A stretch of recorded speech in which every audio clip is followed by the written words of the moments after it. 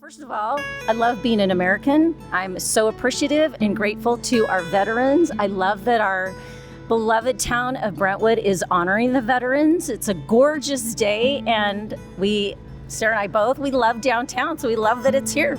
We love seeing, I think I can speak for Randy in regards to this, we love seeing community, we love seeing everybody get together, the claps, the smiling faces. We maybe live in a big city, but this is still small town feels when it comes to downtown Brentwood and the events that happen down here. So super excited to be a part of yet another one. Patriotism is a big part of what we do here in Brentwood. Together we form a family, and a family that strives for the betterment of Brentwood, the success of Brentwood, and to honor all those that come back after service. We try to find them a place. Whose broad stripes and bright stars through the perilous fight. Military are our heroes, our protectors. They're the reasons that we have the rights that we do.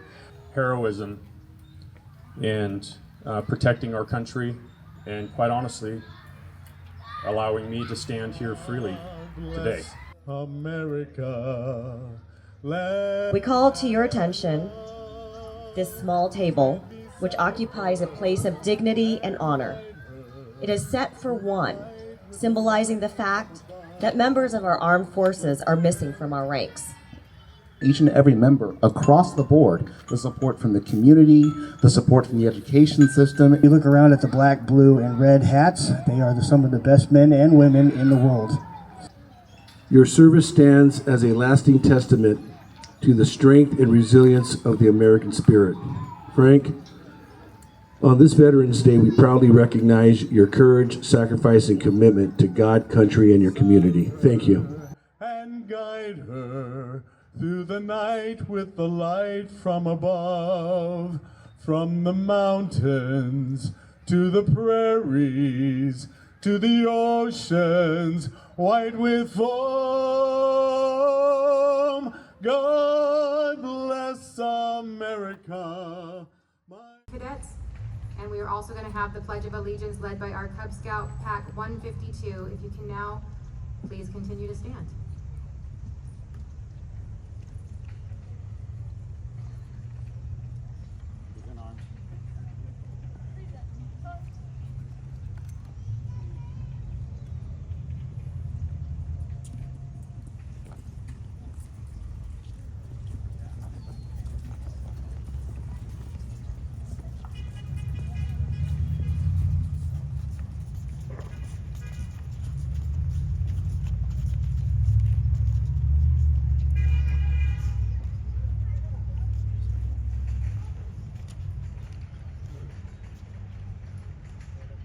Will the audience please rise? Attention and salute. Please join in the Pledge of Allegiance. Pledge allegiance to the flag of the United States of America and to the republic for which it stands, one nation, under God, indivisible, with liberty and justice for all. 2.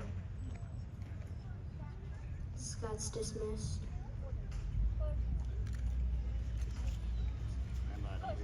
Audience may be seated.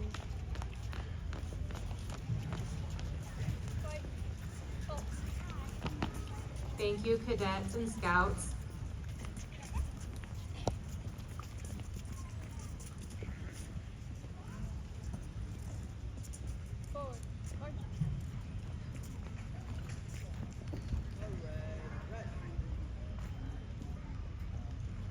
I am proud to stand here today as your mayor while we honor military veterans for our 13th annual Veterans Day ceremony.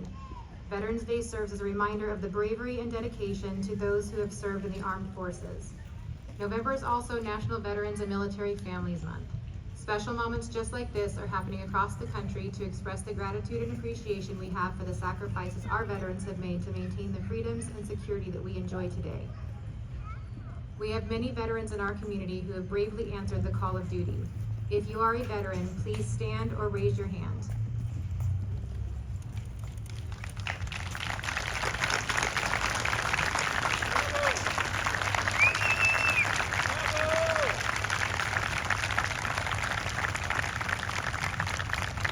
Today we honor you and all who have served in the United States Armed Forces. On behalf of the proud and grateful community here in Oakley, I say thank you to all of our veterans as well as our active duty military members. Thank you for working to preserve our freedom and liberty and for your dedication, bravery, and resolve. I also want to thank the families of our active duty military and veterans for their unwavering love and support. To our veterans, may you be reminded of our respect and gratitude each time you pass by and look at our Veterans Memorial. This tribute was made possible through the work of many. It reflects the support and respect of our City Council, local businesses, and fellow community members. I'd like to take a brief moment to introduce some of our guests that will be joining me on stage today. From the City of Oakley Council, we have Vice Mayor Hugh Henderson, Councilmember Aaron Meadows, and Councilmember George Fuller.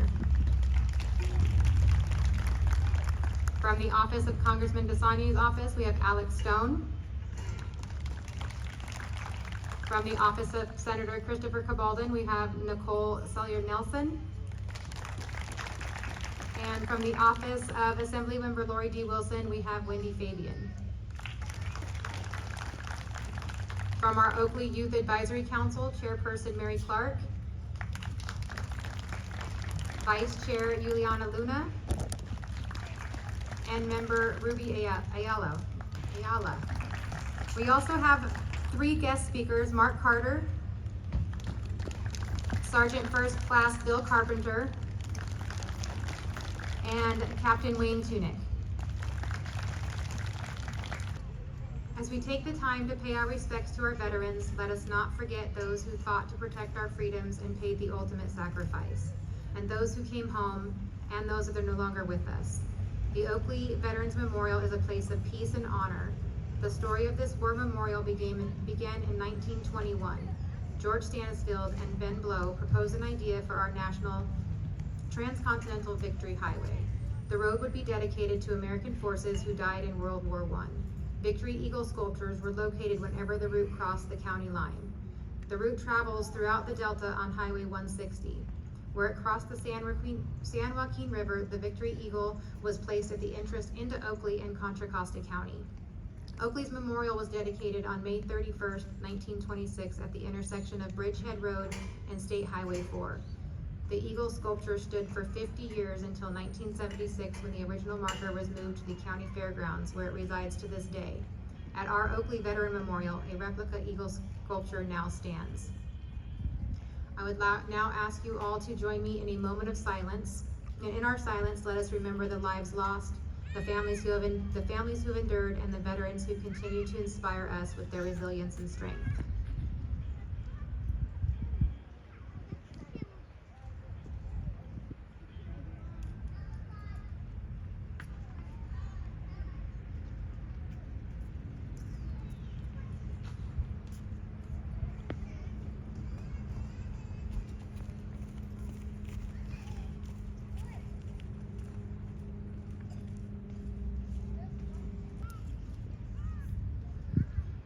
Okay, the young guy on this side, I think I put him. We lived out here for about 4 or 5 years right here in Oakley. So he is a local hero here. He's the veteran I'm going to be talking about today. And I'm going to entitle this 2 Phone Calls. Ty grew up here in the youth, moved out, went to the Marines after high school, did 4 years in the Marines, and then came and lived with me after the Marines because he couldn't find work anywhere for about 5 years. I realized that when the 2008 hit, the economy was going quite bad. I said, hey, you know what, Ty? The military took care of you, you and your family. You should get back into the military. So he signed up in the Army, and that's why I'm wearing this Army hat. One of the toughest things for a parent to do is to take their child, being a grown man, take their child and drop them off at the airport for when they're going to be deployed. He went to Fort Carson, Colorado. He got into the training camp there. He went in the end of November, so when you're in training camp, you get woken up at strange times. This particular time happened to be midnight, New Year's Eve of December of 2008. It had started raining up there at Fort Carson, and they had them run the gauntlet of the obstacle course. And my son did it 3 or 4 times and had this big grin on his face when he got up out of the mud. They had been firing tracer rifle bullets over his head and exploding RPGs in the area. He's got this big grin on his face, and the drill sergeant says, "Carter, front and center." My son jumps up and says, "Yes, sir." He goes, "Why have you got that silly grin on your face? You're not supposed to be enjoying this." He goes, "This is the best New Year's Eve I've ever spent." Well, wipe the damn grin off your face and go do it again.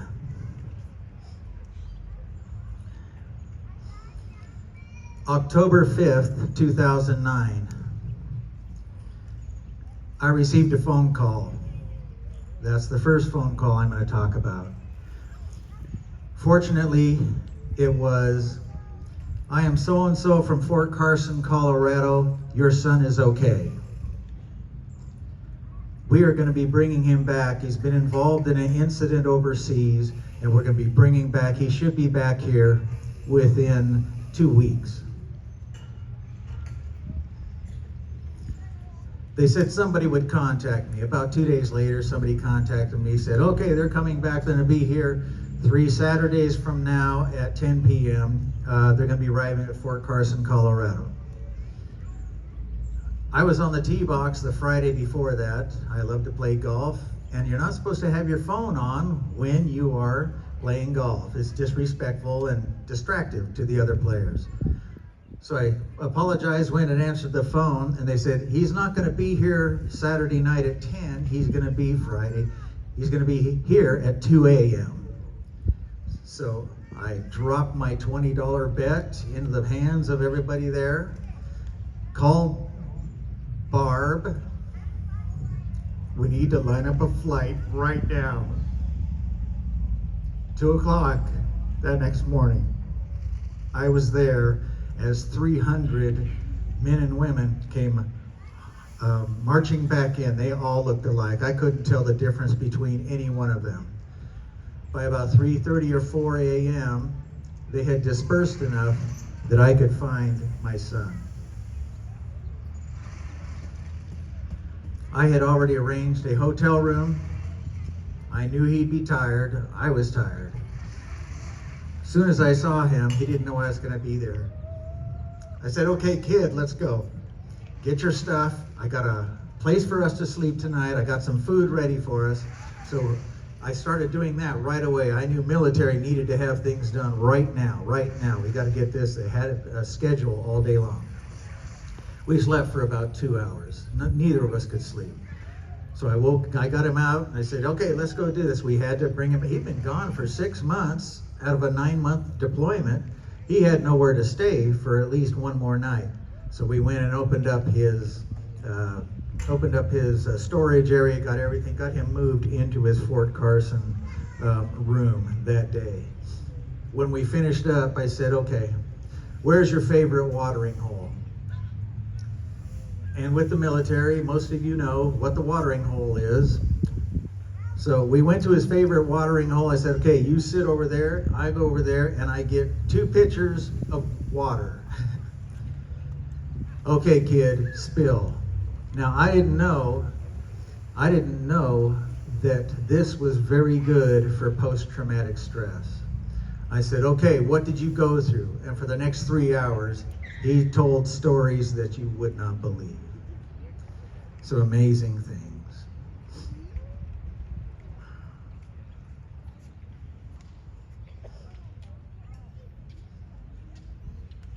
I had gone home.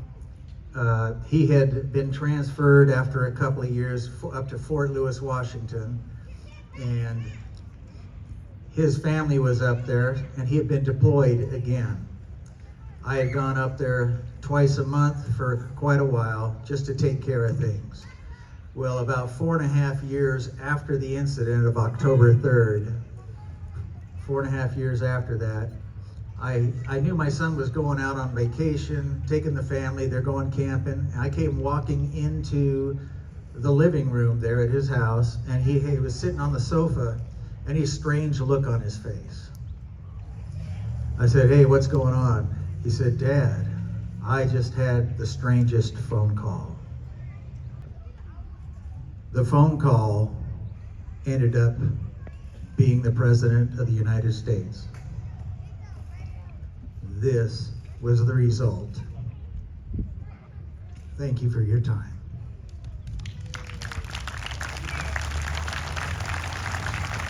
I would like to express my heartfelt appreciation to all veterans, past and present, for their selfless service and sacrifice to our great nation.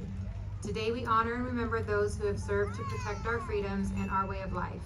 As a community, let us continue to support and show gratitude to our veterans, not just on Veterans Day, but every day.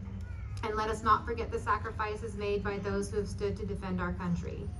If you or someone you know is interested in joining the Veterans of Oakley group, they meet every Wednesday at 8:30 a.m. for breakfast at 2 Jalisco's on Main Street. The Veterans of Oakley have provided some information at the table to my left, and for those who would like to learn more. Thank you all again for attending our 13th annual Veterans Day ceremony. And as an additional expression of our gratitude for our veterans, the city is providing lunch for all veterans attending today's event outside the City Council chambers at City Hall. So to close our ceremony, please enjoy the music from our very own Freedom High School Symphonic Band as we pay a visit to the Veterans Memorial.